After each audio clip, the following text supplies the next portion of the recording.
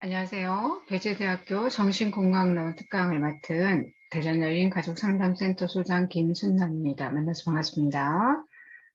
오늘 저는 함께 나눌 그 정신건강론에 대해서는 인지상담을 중심으로 한번 나눠보려고 합니다. 저는 상담사이고요. 상담을 시작한 지는 아마 한 15년 정도 된 것 같아요. 그래서 특히 이제 어려운 상담이라고 하는 가정폭력 쪽의 상담을 하고 있고 또 여러 가지 상담들을 하면서 느꼈던 부분들에 대해서 오늘 학생들과 나눌 부분들에 대해서는 조금 가벼운 주제로 또 많이 공감하는 주제로 한번 진행을 해보려고 합니다. 특별히 저희가 오늘 함께 나눌 챕터는요, 불안감과 이제 분노 조절 장애, 그 다음에 대인관계 어려움에 대해서 한번 나눠보려고 합니다. 많이 아마 공감하는 부분들이 아닐까 하는 생각이 드는 게, 지금 코로나가 뭐 2년 정도로 되어가고 있으면서 불안하지 않은 사람이 아무도 없을 것 같아요. 모두가 다 불안하죠. 어떻게 되어질지 모르는 상황이고, 또 취업을 해야 되는 만약에 학생이라면 이런 시국에 취업은 가능할까, 뭐 이런 생각도 들 것 같고, 그러다 보니까 사람들이 알 수 없는 분노를 막 느낀다고요. 사회에 대해서도 그렇고, 사람들에 대해서도 그렇고. 그래서 저는 분노가 잘 조절되지 않아요. 하시는 분들도 있고요.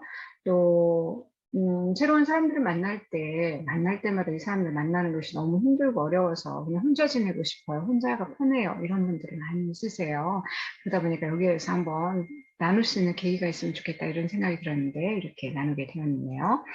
첫 번째 주제는 이제 불안감인데요. 불안에 대한 사전적인 의미는 불쾌한 일이 예상되거나 위험이 닥칠 것으로 느껴지는 불쾌한 정도 또는 정서적인 상태라고 해요. 그럼 구체적으로 불안이 무엇인가 한번 봤더니 다양한 사건 속에서 누구나 느끼는 보편적인 현상이고 임박한 상황에 대처하는 데 유용한 반응이다 이렇게 얘기를 합니다. 누구나가 다 느낀다는 뜻이죠. 솔직히 말하면. 시험을 치르기 전이나 아니면 면접을 보러 가기 전이나 아니면 처음으로 누군가를 만나는 때 또한 새로운 곳에 이사 갈 때 누구나가 보편적으로 느끼고 또한 이러한 상황에 대한 어떻게 대처를 해야 되지 하고 느끼는 감정이라는 뜻이죠. 그러면 우리는 어떠한 경우에 우리는 불안을 좀 경험하는가 이렇게 봤더니 실제 위협에 대처할 수 있는 자아 능력이 너무 취약하거나 또는 위협적인 자극의 강도가 너무 강할 때에는 누구나 불안을 경험할 수 있다 이렇게 얘기를 합니다. 여기서는 어린 시절에 위험한 상황을 경험했다든지 아시죠? 그다음에 자연재해 앞에서 속수무책인 게 모습, 또한 교통사고를 났을 때 어떻게 해야 될지 모르는 당황스러움, 이런 것들이 너무 우리가 이제 능력이 취약하거나 또 위협적인 자기의 강도가 너무 강할 때 우리가 느끼는 불안의 강도라고 느낄 수 있겠죠. 여기에 대해서 인지치료의 창시자인 아름백은 불안에 대해서 이렇게 얘기를 했습니다. 누구에게나 나타나는 것으로서 정상적이라고 할 수 있다. 또한 모든 사람이 느끼는 강도가 다르기 때문에 이것이 존재론적인 불확실성의 한 측면일 수도 있고 또한 신경질적 증상의 일부일 수 있다 이렇게 얘기를 하고 있는 것이죠. 그러면 이제 저희가 한번 또 불안을 한번 이해해 보려고 합니다. 불안이 도대체 어떤 것인지에 대해서 한번 이해를 해보려고 할 때, 인간 최초의 불안은 엄마 뱃속에서 처음으로 세상에 나와서 탯줄을 자를 때 아이가 느끼는 불안이 아닐까 이렇게 보죠. 어릴 때에 대한 그런 불안을 왜 한번 감정을 한번 찾아볼까요? 첫 번째 사건이 있습니다. 잠자기 전에 가족이 자고 난 후에 아무도 없었어요. 잠자기 전에 있었던 가족이 일어났더니 아무도 없을 때 얼마나 불안할까요? 그때의 감정은 세상에 혼자 남겨진 듯한 불안을 느꼈다입니다. 감정. 사건은 잠자기 전에 가족이 자고 나면 아무도 없었는데 나의 감정은 세상에 혼자 남겨진 듯한 불안을 느꼈다 이거죠. 두 번째는 엄마가 많이 아파서 병원에 다니는데도 잘 낫지 않아요. 이런 사건이죠. 이 사건에서 그 사람의 그 감정은 뭘까 하니 사랑하는 엄마가 돌아가실까 봐 너무 조마조마한 불안을 느꼈다는 것이죠. 이렇게 사건과 감정은 우리에게 함께 존재하면서 불안이 이렇게 우리 감정 속에 숨어있는 느낌이구나 이런 것들을 좀 알 수 있겠네요. 세 번째도 시장에서 엄마와 같이 걷다가 한눈 팔고 엄마 손을 잃어버렸는데 이럴 때 감정은 엄마를 영영 찾지 못할 것 같은 불안을 마음을 가졌다는 것이죠. 불안을 보니 어떤 사건이 일어나면 그 사건에 우리가 유용한 대처하는 우리 마음의 상태, 심리적인 상태, 이것을 말하는 것이라고 볼 수 있겠죠. 그러면은 여기 그림을 보면 좀 더 빨리 이해가 될 수 있을까요? 넓다란 바다, 파도가 치는 바다, 우리는 누구나 동경하죠. 그런데 가만히 보니 어, 바다에 물이 있고 이 물은 항상 우리를 넘실넘실 우리와 이 바다가 함께 있는데 이 바다와 파도는 언제나 존재하는데 언제나 또 이렇게 다르게 나타나는 모습을 볼 수 있습니다. 잔잔했던 바다가 넘실넘실 하면서 좀 더 강하게 모습을 나타내는 것이죠. 이처럼 불안도 아무렇지도 않는 내 마음의 상태가 존재할 때도 있고 이렇게 넘실거리듯이 성난 파도처럼 내 마음속에서 존재할 때도 있다는 것이죠. 그리고 또 이러한 강도는 누구나가 다르게 느낄 수 있는 부분이 아닌가 이렇게 보인다는 것이죠. 불안은 언제나 존재한다. 그러나 각자가 다르게 느껴지면서 이렇게 다르게 우리에게 존재한다라고 보여지는 것이죠. 불안에 대한 접근적인 사례를 한번 제가 살펴보겠습니다. 이것은 심리치료와 심리상담적인 접근으로서 한번 저희가 접근을 해보려고 하는데요. 아까 여기서 계속 말씀드린 것과 같이 우리가 불안과 함께 살고 있고 불안이 우리의 의식적에서 무의식적이든 우리에게 어떻게 접근되어지고 이러한 부분을 어떻게 인식하는가에 따라서 우리의 상태나 우리의 심리적인 대처는 다르게 나타날 수 있기 때문에 이러한 부분에서 제대로 파악하는 것이 중요한 것이죠.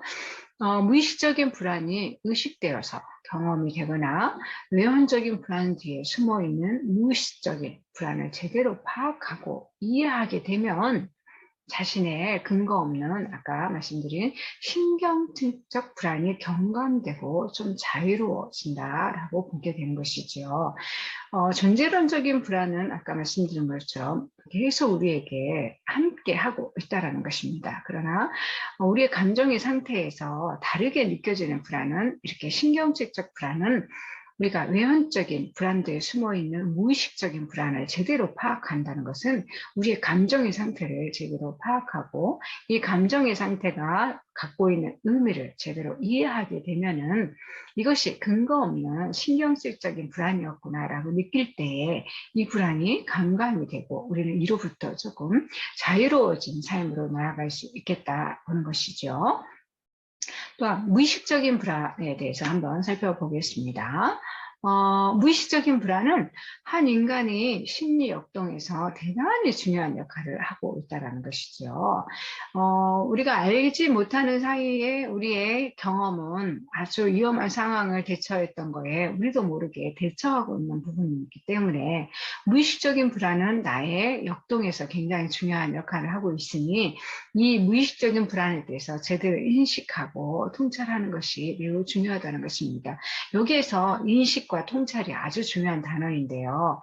우리가 불안에 대해서 대처하고 이 불안을 잘 다루고 이 불안이 나와 어떤 관계를 제대로 맺고 있는지 정확하게 인식을 하게 되면 여기에 대한 통찰과 함께 우리가 거기에 대한 힘과 다르게 행동할 수 있는 능력이 우리 안에 생성된다는 것이지요. 그래서 많은 부분에 상담을 오는 많은 내담자분들이 하나같이 말씀하시는 것들이 제가 이런 것들을 잘 알지 못했을 때는 너무너무 힘들고 그렇고 불안했는데 알게 되니까 이제 조금 힘이 되는 것 같아요. 이제 좀 살 것 같아요. 이런 얘기들을 많이 하게 되는 것이죠. 여기서 제가 이제 같이 나누었던 사례를 잠깐 살펴볼 텐데요. 30대 전반의 남성이셨어요. 우리가 나이가 들수록 우리는 이 불안의 강도나 이런 것들이 좀 더 다르게 양상이 될 수 있는 부분이기도 하죠. 그런데 이분은 불안과 너무 초조하고 사회생활을 하는데 너무 어렵다 이런 호소를 하셨고 이것 때문에 지금 약을 복용하고 있다고 하더라고요. 넘나드는 감정의 소용돌이 상태가 어떨 때는 하이이고 어떨 때는 엄청난 바닥을 느끼는 이런 감정의 상태를 경험하기 때문에 이것 때문에 어렵다라는 것이죠. 이 어려움의 상태가 어떤 것인지를 한번 저희가 보자 하고 계속 얘기를 나누는 중에 이것이죠. 무의식적인 불안에 대해서 제대로 인식하고 통찰하는 것이 매우 중요하다. 이 말을 알게 되면서 이분이 가지고 있는 불안을 보니 첫째, 엄마와의 관계에 있어서의 불안입니다. 엄마가 아들이 하나이고 굉장히 이 아들이 잘 되기를 원하고 이 아들에게 거는 기대가 너무 높고 또 이 아들과의 긴밀한 관계에서 밀접하게 연관이 되어 있기 때문에 엄마를 만족시키지 못하는 본인이 가지고 있는 엄청난 불안을 느끼고 있었다는 거죠. 이 감정이 실질적으로 엄마와의 관계에 있어서 좋을 때 아니면 엄마와의 관계에서 무난히 문제가 없을 때에는 화해로 엄마와 즐겁고 행복하게 지내는데 이 부분에 있어서 좀 어려움을 느낄 때는 자기도 모르게 위축이 되고 자기도 모르게 힘든 가정이 저절로 모르게 자꾸 나온다 이렇게 얘기를 하고 있더라고요. 그러면서 이게 정말 엄마와의 문제만을 가지고 이렇게 심각하게 갈까 했더니 여전히 아빠와의 관계에서 똑같은 상황을 가지고 있었습니다.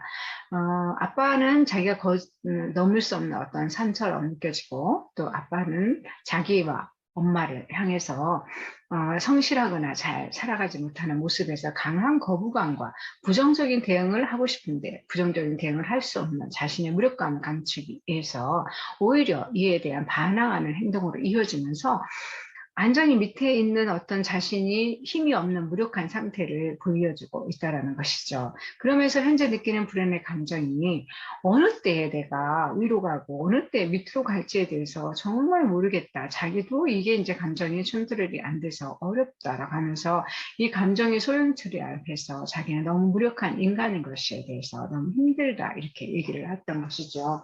여기에서 우리가 볼 수 있는 부분인 불안이라는 것은 실질적으로 우리가 느껴지는 어떤 상태이기는 하지만 단계적인 면에서 여기서도 똑같이 나의 어떤 부분의 심리적인 상태가 점점 불안을 느끼는 상태로서 더욱더 강화시키고 이로 인해서 그 사람이 여기에서 제대로 인식하고 통찰하지 못할 때에는 오히려 이 불안이 이 사람을 점점 끌고 가는 것이 아닌가 이렇게 보게 되는 것이죠.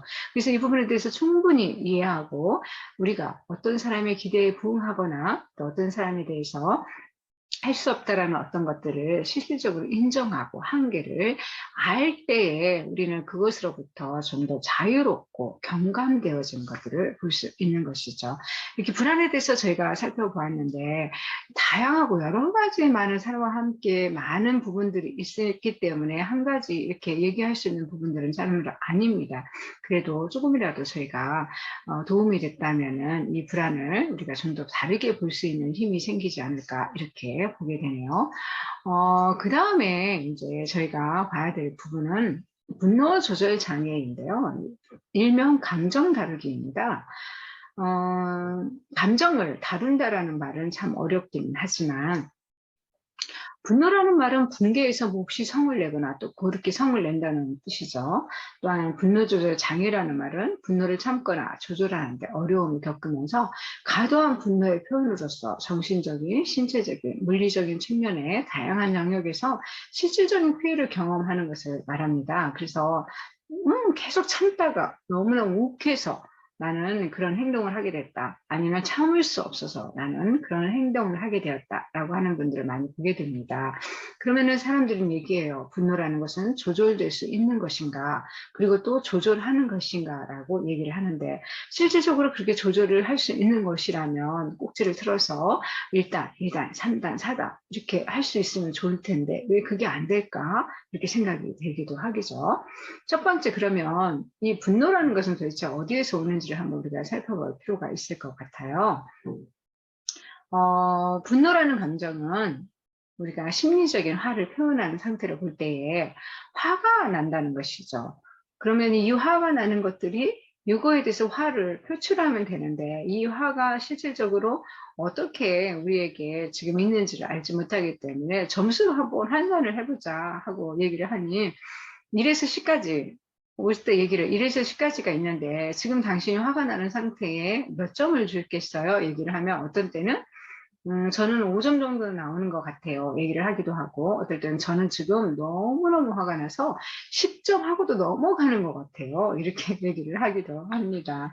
그래도, 아, 내가 요 정도의 화는 요 정도의 점수를 가지고 이렇게 화를 내도 되는구나. 아니면 이 정도의 점수는 이렇게 화를 안 내야 되는구나를 알 수 있는 거죠. 그러니까 모든 분노는 감정 속에서 일어나는 현상이기 때문에 우리 안에 다양한 감정이 있고 이 감정은 분노라는 것이다. 이 분노는 첫째 화가 일어날 때 나는 어떨 때는 1 정도의 화를 가지고 있고 이 상황에서는 너무너무 참을 수 없는 10을 넘어가는 화를 내가 가지고 있더라. 이런 것들을 좀 알게 되고 알아차리는 것이죠. 그러면서 감정을 저희가 한번 살펴보려고 합니다. 이거는 게스탈트의 상담 기법 중에서 이제 감정 단어 카드가 있는데요. 이 감정 단어 카드에는 다양한 감정들이 숨어 있는데, 여기서는 행복한 감정, 또는 화난 감정, 또는 슬픈 감정, 두려운 감정, 우울한 감정이 우리 안에 있다.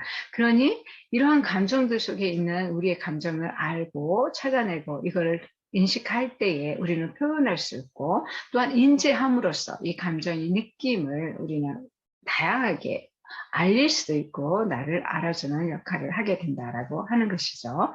이런 다양한 감정들이 있다라는 것을 우리 안에 공유하고 이 부분에 대해서 우리는 맨날 행복해야 돼. 우리는 화내면 안 돼. 아니면 나는 너무 슬퍼. 나는 너무 두려워. 나는 우울해. 이러한 감정들만 있지 않고 다양한 감정이 우리 안에 있다는 것을 한번 볼 필요가 있겠습니다. 그러면서 이 안에 있는 게스탈트 감정 카드에 한번 이야기들을 볼까요? 슬프다. 또는 무기력하다. 외롭다. 밉다. 걱정된다. 또는 지친다. 좀 답답하다. 마음이 아프다. 무섭다. 한심하다. 다양한 얘기들, 조금 우리가 많이 들어보지 않은 얘기들도 있을 수 있죠. 절망스럽다, 실망스럽다, 거부당한다, 또한 위로받는다, 보호받는다, 존중받는다, 또한 행복하다, 보람있다, 신난다, 편안하다, 인정받는다. 음, 많이 듣고 싶은 단어도 있지만 또 아까 여기서 화난다, 짜증난다, 거부당한다, 귀찮다, 한심하다 이런 단어들은 조금 약간 부정적인 단어의 의미일 수도 있겠죠. 그러나 우리 안에 다양한 감정의 이름들이 있고 이 이름들은 우리 안에서 언제나 발현되기를 원하고 이런 발현되는 많은 감정의 단어는 느낌과 함께 우리 속에 감정이 들어있다는 것을 알게 되는 거죠. 그 가운데서 분노 감정은 일부분이고 이 일부분의 감정도 우리 안에 포함되어 있다는 것이죠. 그러면서 저희가 이 감정에 대해서 나누면서 인식을 해보려고 합니다. 첫 번째, 감정 표현의 다양성을 익히고 감정의 종류가 정말 많다는 것을 알 필요가 있죠. 분노라는 어떤 감정은 많은 감정 중에 하나의 감정이고 이러한 감정은 또 우리가 인지할 필요가 있겠습니다. 또한 다양한 감정 단어를 보면서 그 감정에 대한 경험을 나눠보면서 좀 인지하는 것이 필요할 것 같아요. 그래서 감정 단어 카드를 활용해서 서로 대화를 해봄으로써 사건에 대한 적절한 감정을 찾아갈 수 있도록 도와주는 것이죠. 아까 제가 말씀드린 것처럼 화라는 것은 다양한 감정 중에 분노 감정이 있는데 이 감정이 실질적으로 대화를 하면서 이 어떤 사건에 대해서 당신이 어떤 화를 나타내고 있는지 이 사건이 실질적으로 당신의 이러한 감정, 높은 화를 나타내는 감정으로 정말 말을 할 수 있는지에 대해서 찾아보면서 그에 대해서 얘기를 하기 시작하면 꼭 그렇지만은 않을 수 있구나. 나가 아주 다른 감정, 아까 말한 그 미워하는 감정이 분노, 화의 감정으로 다르게 내가 인식하고 있구나를 찾아볼 수 있는 것입니다. 그러면서 그 감정의 이면에 아까 말씀드렸던 어떤 감정이 존재했었는지 생각하면서 그 이면의 감정들을 좀 끄집어내면서 대화할 필요가 있는 것이죠. 제가 저에게 상담을 와셨던 분 중에 알 수 없는 감정에 자꾸 나는 사람들을 만날 때 화가 나고 이 화를 어떻게 감당해야 될지 모르겠어요라고 얘기를 하는 분들 중에 그런 부분이 있었습니다. 어릴 때에 제가 학교에서 앙따 경험을 했는데 그 앙따 경험을 하면서도 참았다는 것이죠. 왜 그때는 부모님한테 얘기하면 왠지 부모님 이제 걱정할 것 같기도 하고, 또 자기가 너무 나약한 사람인 것이 들키는 것 같아서 싫기도 하고, 그래서 이제 이런 감정들을 꾹꾹 참고 눌렀는데, 성인이 되어가지고 어느 사람을 만났는데 자기도 모르게 그 사람과 비슷한 사람을 만났더니 자기도 모르게 화가 나고, 그 사람만 만나면은 왠지 모르게 자기가 붕괴하게 되더라, 이런 얘기를 하시는 거예요. 그래서 그 과정에 있어서 저희가 그러면 그 사람의 관계에 있어서 어떤 부분이 그렇게 당신에게 감정을 일으키게 하나요? 그랬더니 그 얘기입니다. 자기를 향해서 끊임없이 터칭을 하고 자기를 자꾸 도발시키는 어떤 단어들을 얘기를 한다는 것이에요. 그래서 그 부분에 대해서 얘기를 하다 보니 자기가 나중에 얘기를 하기를, 제가 학교 다닐 때 왕따를 당했던 그 경험이 자꾸 그 사람과 오가되면서 그 사람에 대한 감정으로 정리가 되는 것을 느꼈어요. 얘기를 하더라고요. 그래서, 아, 당신이 그때 화내지 못했던 것이 지금 다시 이걸로 화가 나고 있군요, 라고 인식을 하면서 그 감정에 대해서 충분히 끄집어내서 대화하고 얘기하고, 그때 느꼈던 그 감정들이 해소가 되면서 그 감정에 대해서 해소가 되기 때문에 자유로워지고, 좀 더 내가 그때 해내지 못했던 것들에 대해서, 나는 너가 그렇게 할 때 너무너무 화가 났어, 나는 너가 그렇게 하는 것은 나한테 너무 불합리해 라고 얘기하는 것들을 인정하게 됨으로써 자유롭게 노연하는 것을 볼 수 있었습니다. 그래서 본인이 진짜 갖고 싶은 감정은 어떤 것이고 실질적으로 그 감정이 무엇인지도 한번 감정 다루 카드를 쭉 펼쳐놓고, 정말 그럼 여기서 당신이 갖고 싶은 감정은 어떤 감정인 것인가요? 그런 감정이 한번 찾아보실래요? 그리고 또 그 감정은 어떤 감정인지 한번 얘기해 볼까요? 얘기함으로써 본인의 현재의 마음의 상태가, 저는 이러한 상태가 되기를 원하고 이러한 상태가 있으면 좋겠어요 라고 하는 것을 알아차리는 것이죠. 또한 아까 하나의 감정이 있는 것이 아니고 긍정적인 감정도 있고 우리 안에는 부정적인 감정도 있다는 것을 함께 알아가는 것입니다. 그래서 긍정으로만 가는 사람도 실질적으로 우리에게 좋지 않고, 부정으로만 가는 것도 좋지 않다. 다양한 감정과 함께 우리가 이런 것들을 잘 표현하고 얘기할 수 있을 때, 아까 말한 하나의 감정에 그 높은 수치를 갖지 않고 다양한 감정의 이면들 속에서 오는 어떤 에너지와 힘을 우리가 다양하게 느끼고 말할 수 있겠다 하는 것들을 찾아가는 것이죠. 또한 감정들을 카드로 알아차리고 표현하고 공감함으로써 그 감정들을 수면으로 올려줘서 점점 해결될 수 있게 해주는 것입니다.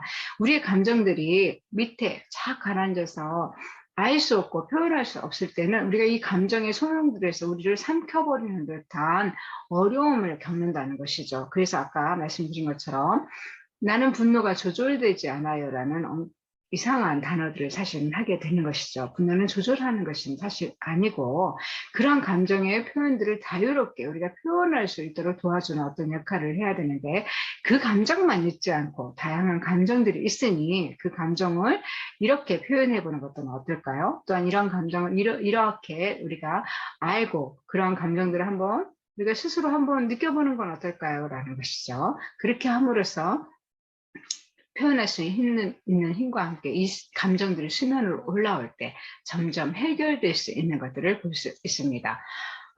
이렇게 저희가 감정에 대한 이야기까지 다 이제 나누고 나니, 어머, 그러면은 뭐 상담을 하면, 아니면 상담을 통해서 모든 것들이 다 해결될 수 있을까요? 물론 그렇지 않습니다만, 그래도 저희가 혼자 어떤 것들을 끙끙 앓고 할 수 없을 때 우리가 도움을 통해서 함께 나아가면 우리는 충분히 기능하는 인간으로 더욱더 통찰하고 자유로운 삶으로 나아갈 수 있는 것이죠. 이제 마지막에 주제로 제가 대인관계 어려움에 대해서 한번 제가 나눌 건데, 이거는 특별히 이거를 제가 이름을 붙일 때에 대인관계 어려움을 거리두기 배우기라고 제가 이름을 붙였습니다. 다양하게 말할 수도 있겠지만 저는 이 코로나 시대에 저희가 하는 우리의 그 일상의 시작이 거리두기부터 시작이 되었습니다. 사람은 친밀한 관계일수록 또한 친밀해지고 싶고 또 가까이 하고 싶고 또한 친밀해야 우리는 서로가 관계를 맺는다고 생각을 하는데, 왜 거리를 두어야 되지? 거리를 두는 건 나쁜 것이 아니야? 그럼 거리 두는 것은 좀 좀 꺼려지는데 이렇게 얘기할 수도 있겠죠. 그러나 대인 관계에서는 정말 중요한 포인트가 우리가 적당한 거리와 함께 이 거리를 배워야 되는 것입니다. 그럼으로써 나를 보호할 수 있고 타인과의 관계를 정확하게 이끌어갈 수 있는 힘이 생기는 것이죠. 여기서 대인 관계라고 하는 말은 첫 번째는 사람을 대하고 사귀고 하는 일을 말하고 있습니다. 여기는 집단 생활 속에서 또는 구성원과 상호 간의 심리적인 관계도 포함되는 것이죠. 나와 그럼 대인관계 하는데 정말 어려움은 또 어떤 것일까 이렇게 살펴보니까 가족의 구성원으로서 저는 나는 어떤 위치를 가지고 있는가가 사실은 중요하다는 것이죠. 또한 나와 가족 간의 관계에 대한 느낌을 알아차리는 것도 중요한 포인트가 되겠습니다. 한번 시작을 해볼까요? 다른 사람과 관계를 맺는데 방해되는 뭐 혹시 이미지나 단어가 있을까요? 저는 다른 사람과 관계를 맺는데 방해되는 이미지나 단어들 중에 어렸을 때 남자 성인이 참 어렵다라고 생각이 됐던 것 같아요. 남자 성인은 아주 나이가 많은 사람들이었는데 그게 왜 나에게 어렵고 관계를 맺는데 방해가 될까 고민을 해보니 저는 아버지가 일찍 돌아가셔서 그 아버지와의 어떤 추억이나 경험이 많이 없다 보니까 어른들, 특히 남자 어른들을 대하는 것이 좀 어렵다고 느껴지는 부분이 많이 있었던 것 같아요. 그래서 이 관계를 맺는데 참 방해되고 어려운 것은 남자 어른이다 이렇게 생각을 했던 것 같아요. 그러니까 각자가 여기에 대한 이미지나 단어가 각자 다 다를 수 있겠죠. 그러면서 다른 사람과 관계를 맺는데 방해가 되는 것이 이제 우리 오는 내담자들의 삶에 얼마나 큰 영향을 좀 미치는지에 대해서 한번 살펴보고 이것이 가장 큰 그럼 장점과 단점에는 어떤 것이 있을까 보니 사람들과 관계를 맺을 때 모든 사람이 다 좋다, 괜찮다, 뭐 너무너무 행복하다 하지 않지요. 장점으로는 그럴 수 있겠죠. 사람들을 만나면서 새로운 지식도 얻고 또 사람들과 즐거운 취미도 공유하고 또 외롭지 않고 그런 것들이 있다면 단점으로는 어떤 것이 있을까 생각을 해보니 단점으로 시간이 많이 뺏기게 되겠죠. 또 자신만의 공간에 누군가가 들어오기 때문에 불편하고 나는 좀 혼자 있고 싶은데 내 마음대로 할 수 없고 이런 것들이 있죠. 또 경제적으로 어떤 것들도 또 베풀어야 되고 뭐 해야 되고 하는 것들도 생기고요. 그러면서 이제 그러면 각자가 대인 관계를 맺을 때 그럼 당신에게는 그럼 가장 필요한 것이 어떤 것이 있다라고 생각이 될까요? 한번 물어보게 되는 것이죠. 그랬을 때 이분이 나는 대인 관계를 맺을 때 이것이 필요해요. 아까 말한 것은 친밀한 관계, 아니면 시간을 많이 같이 하는 거, 아니면 취미 생활을 하는 거, 아니면은 필요할 때 언제든지 내 곁에 있어주는 거, 여러 가지 당연한 이야기들을 하겠지요. 어, 나와의 거리 속에 있는 사람들에 대해서 인지하기 가까운 관계일수록 한번 표현을 해보도록 하는 것이죠. 당신을 중심으로 해서 가장 가깝게 느끼는 사람들은 어떤 사람들이 있을까요? 대부분은 가족이 많이 포함이 될 거라는 생각이 듭니다. 부부 관계일 수도 있고 아이들 관계일 수도 있고 또 부모님의 관계일 수도 있는 가장 혈연에 입각한 관계가 나와 가장 긴밀한 관계를 맺겠죠. 그 다음으로는 누가 있을까요? 친구도 있을 수 있고요. 또 이웃사촌도 있을 수 있고 또 친척도 있을 수 있겠죠. 그렇죠. 그 다음으로는 또 어떤 사람들이 있을까요? 음, 지역사회, 그렇죠. 국가, 어, 그런 사람들, 그렇죠. 나와 어떤 사적인 모임을 하는 사람들도 있겠죠. 이렇게 가까운 관계일수록 실제로 나와 아주 근접한 사람들이기 때문에 누구누구예요 할 때 실질적으로 많은 인원이 우리에게 있지는 않는 것을 보게 됩니다. 그러면서 그러면 자신과 나와 아까 가족도 포함합니다. 관계를 맺고 있는 사람들에 대해서 한번 우리가 점수를 한번 매겨볼까요? 얘기했을 때 저는 실질적으로 많은 점수를 주는 사람으로는 가족이 있을 것 같고요. 그 다음으로는 직장 동료가 아마 있을 것 같은 생각이 들어요. 자주 만나고 함께 하니까. 그 다음으로는 함께 지내는 취미 생활을 같이 공유하는 사람들이라고 할 수 있을까요? 그렇죠? 그렇게 하면서 각각의 점수를 매겨볼 때, 아, 내가 얼마나 많은 사람들에 대해서 또한 이런 것들에 대해서 내가 어려움을 겪는 것이 나와 긴밀되게 있는 사람들을 통해서 어려움을 맺고 있구나. 나와 실질적으로 많은 점수를 주지 않는 사람에 대해서는 내가 긴밀하게 실질적 그 갈등 관계를 많이 경험하지 않고 있구나를 볼 수 있는 것이죠. 이렇게 우리는 다양하게 실질적으로 행동을 해봄으로써 표면적으로 보이는 것과 실제로 갖고 있는 내면의 상태가 좀 다를 수도 있겠죠. 그것들을 확인해보는 과정이라고 할 수 있을까요? 그렇죠. 여기에서 그러면 한번 실제로 이제 한번 펼치는 과정에서 거리를 한번 조절해 볼까요? 모든 관계는 거리하고 밀접하게 연관이 되어 있고 너무 가까운 거리에 있을 때 우리는 불편함을 느끼게 되고 떨어지고자 하는 욕구를 느낀다는 것이죠. 그런데 또 너무 멀다고 느낄 때는 우리는 애롭다거나 홀로 제외되는 느낌을 가지게 돼요. 그러면서 거리는 우리에게 아마 중요한 의미를 가지게 되는 것 같습니다. 여기에서 그래서 제가 대인관계의 가장 중점은 거리 두기, 배우기라고 했습니다. 한번 이 부분을 한번 볼까요? 자리 알아차리기, 자기 자리 찾기입니다. 사람의 어떤 모습을 가지고 실질적으로 하면 좋겠지만 그렇게 하기에는 또 어려움이 있기 때문에 인형을 제가 직접 만들어서 인형을 가지고 한번 해보고 있어요. 남자, 여자인데요. 남자나 여자나 각각이 우리가 살아가는데 만나는 많은 대부분의 사람들이 여자이고 많은 대부분의 사람들이 남자입니다. 연인 관계로 만날 수도 있고 아니면 직장 동료로 만날 수도 있고 아니면 취미 생활을 하는 사람으로 아니면 가족 간에 만날 수도 있겠죠. 이럴 때 여자와 남자가 같이 이렇게 같이 있는데 이때 남자의 같이 걸어갈 때나 아니면은 같이 어떤 일을 할 때에 상사일 경우에는 남성이 여성의 오른쪽에 있을 때 여성은 편안함을 느낍니다. 상사일 경우에. 그리고 만약에 오빠나 아니면은 나의 윗사람일 때도 똑같습니다. 부부일 때도 실질적으로 양성평등 이런 측면이 아니라 자기의 자리가 있다는 것이죠.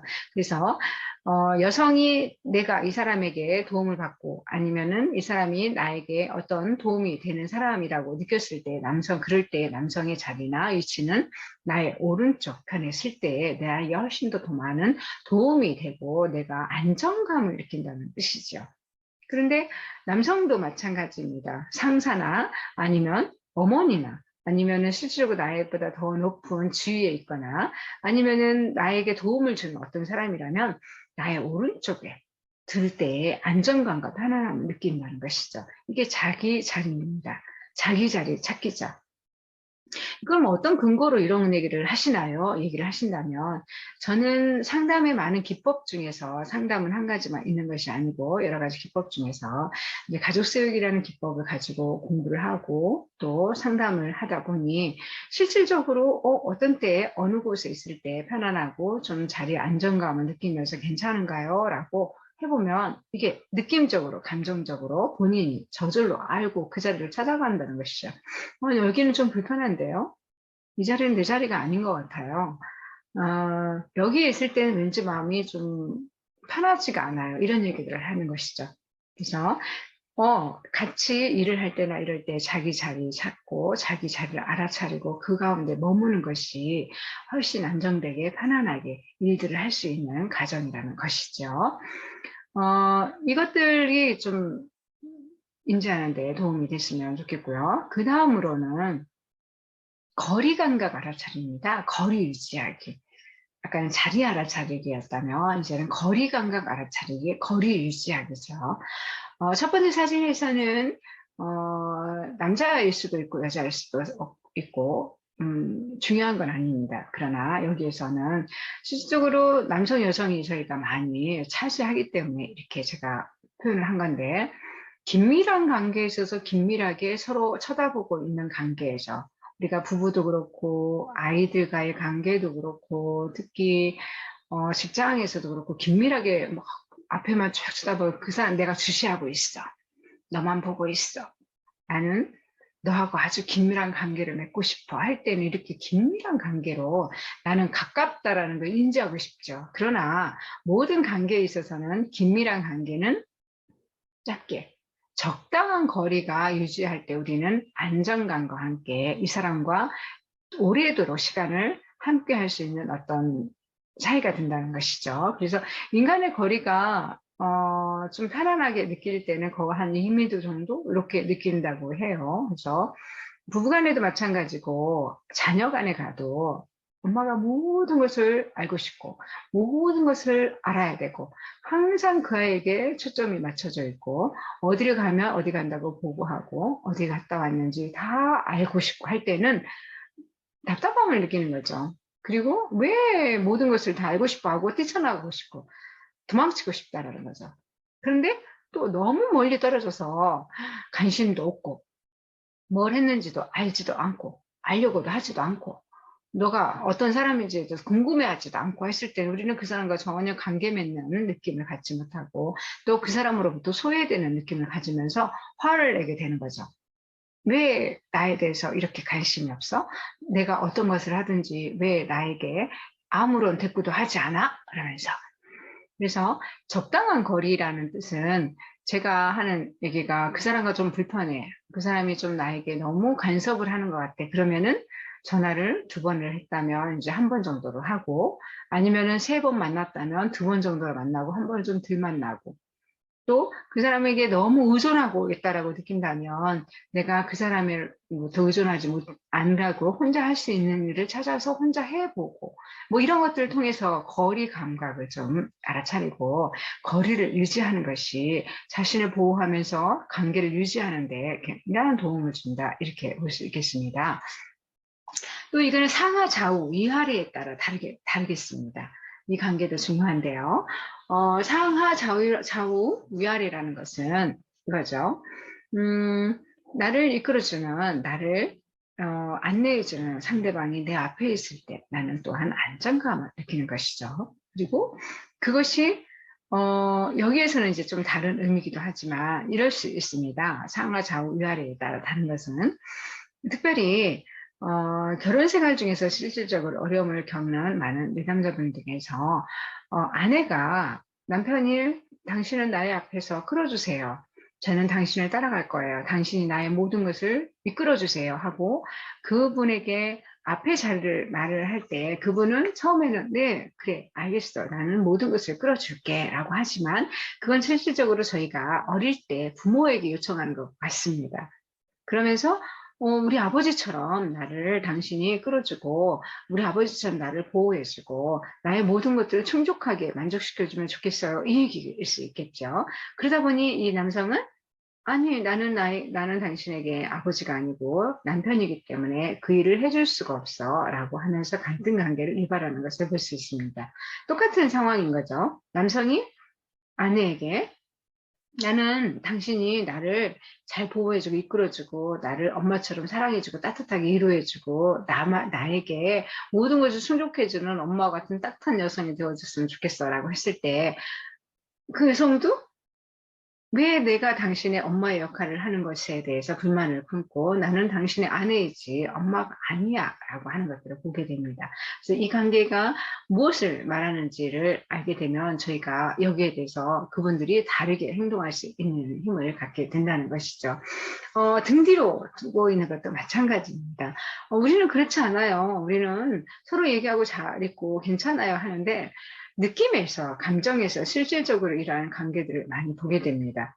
그래서 이런 관계들이 지속될 때에 다시 말하면은 가족 관계에서 이런 부분들이 보여질 때에 대인 관계에서도 어려움을 겪고 있는 것들이 똑같이 재현되더라 하는 것들을 저희가 말씀드리고 있는 것이죠. 그렇기 때문에 우리의 가족의 모습 아까 체험에 제가 말씀드렸던 가족의 이치에서 나의 자리는 어디에 있는가 또한 가족 간의 구성원들은 어떻게 지금 구성이 되어져 있는가에 따라서 대인관계를 맺는 데에도 영향을 미치더라 하는 것들을 저희가 나누고자 하는 것입니다. 그래서 이 부분을 한번 고민해 주면 좋겠다는 생각이 들고요. 이 사례가 아마 좀 도움이 될까 싶은데요. 30대 여기도 초반의 여성이었어요. 자꾸 이제 직장을 가게 되면 3개월 있다 그만두게 되고 아니면은 한 1년이 있으면 그만두게 되고. 왜냐면은 처음에는 "아 잘한다. 넌 정말 잘한다. 너무 좋다." 하는데 자꾸 자기에 대해서 수군거리게 되고 자기에 대해서 막 나쁜 얘기를 하는 것 같고 그러면서 혼자 앙따의 경험도 막 하게 되는 것 같고 이래서 '사람들이 무섭다. 나는 사람들이 무섭고 힘들어서 못 가겠다.' 해서 직장을 그만두고 막 갑자기 안 나간다는 고 하기도 하고 막 이렇게 되다 보니까 직장 생활을 못 하게 되는 거예요. 그래서 사람이 무섭다고 하는 거예요. 이게 대인관계 어려운 거죠. 그래서 봤더니 이제 여기에 마찬가지입니다. 엄마와의 관계에 있어서 엄마는 끊임없이 이 아이에게 "너가 나를 돌봐야 줘." 어떤 부분에서는 엄마가 아이를 돌봐야 되는데 "너가 엄마를 돌봐야 줬으면 좋겠다."라고 하면서 엄마의 끊임없이 보호자의 역할을 강요하고 있는 것들을 볼 수 있었어요. 그러다 보니까 그 보호자의 역할을 강요했던 관계에 있는 본인의 심리적인 상태가 외부로 나갔을 때 실제로 직장 생활에 있어서는 자기도 모르게 그런 상황이 되는 거죠. 자기는 분명히 밑에 있는 사람이고 위에서 자기를 돌보면서 자기를 하달을 시켜야 되는데 자기가 오히려 그 사람들에게 보호자 역할처럼 막 행동하는 일들이 발생을 한 겁니다. 그러니 이 관계가 제대로 되겠어요? 직장 생활에 어려움을 겪겠죠. 이런 부분들 때문에 대인관계에 어려움을 겪는다는 것을 이제 정확하게 통찰할 필요가 있죠.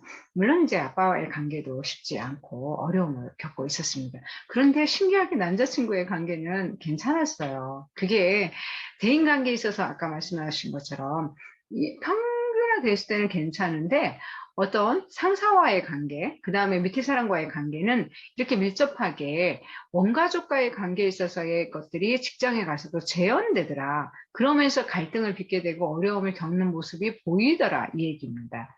모든 관계가 다 그렇진 않으나 이런 부분에 어려움을 겪는 사람들을 저희가 만나고 상담을 해 보니 그런 부분에 영향을 갖고 있더라입니다.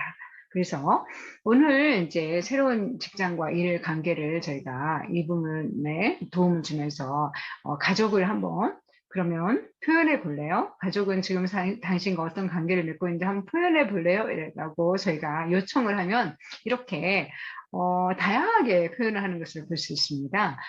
아버지와의 관계, 엄마와의 관계, 또 남자친구와의 관계를 이렇게 다양하게 표현하면서 본인들의 어떤 삶의 모습을 자기도 모르는 사이에 얘기를 하면서 그래서 지금 이런 관계에 어려움이 있는데 혹시 아셨나요?" 하게 되면 "아 그래서 그렇군요. 제가 그래서 그럴 수 있군요."라는 것을 새로운 통찰을 하게 된다는 것이죠.